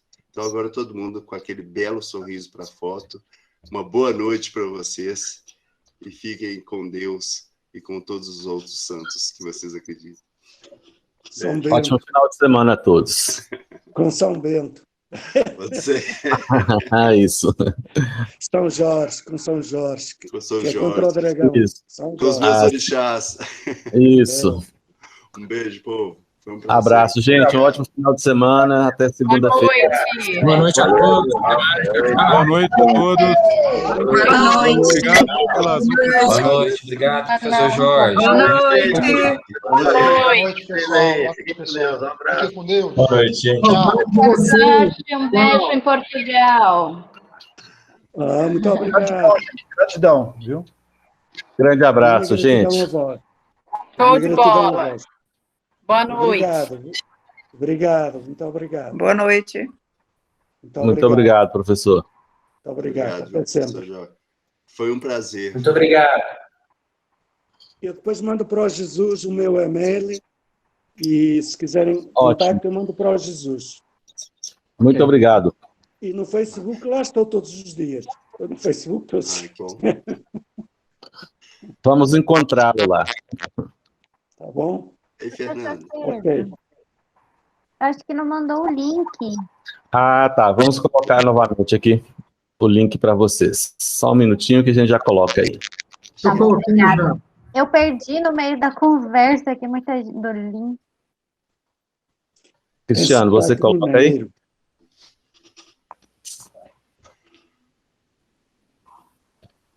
Não há pão de queijo agora. Tem um pãozinho de queijo. Oh, agora é a hora do pão de queijo. Agora é a hora do pão de queijo.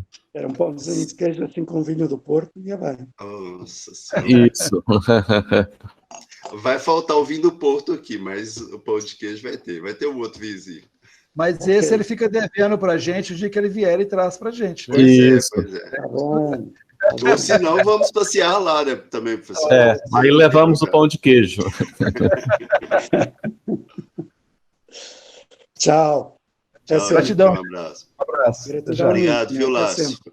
Até sempre, até sempre. Tudo bom? Até sempre. Até sempre. Obrigado, viu, professor Lácio? A semana foi... Obrigado a vocês aí, viu? Muito obrigado. Okay. Tem uma Obrigado, gratidão. professor. Foi ótimo. Foi muito bacana.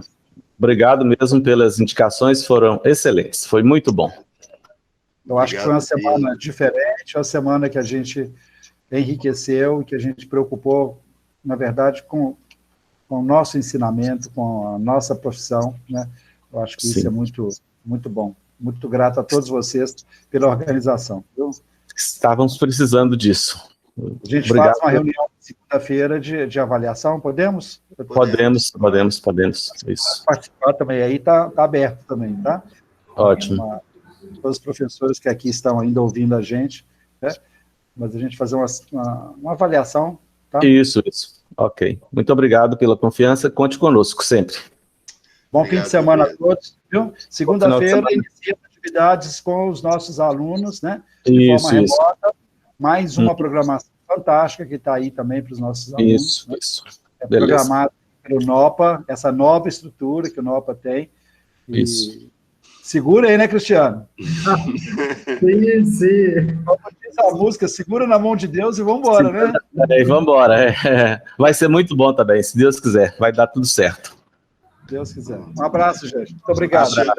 Valeu, um abraço. Tem muito Cristiano, Dejanir, Pedro. Valeu demais. Valeu, conte conosco aí. Estamos juntos. Estamos juntos mesmo. Isso aí. Segunda-feira eu estou em Belo Horizonte, viu, Jesus? Você e Pedro, a gente pode... Janira, semana acho que eu vou ficar. Okay. A gente pode rever aí e conversar pessoalmente, tá? Tá, joia. Beleza. No meio, papo, tá bom? Tá, joia, beleza. Um abraço. Professor.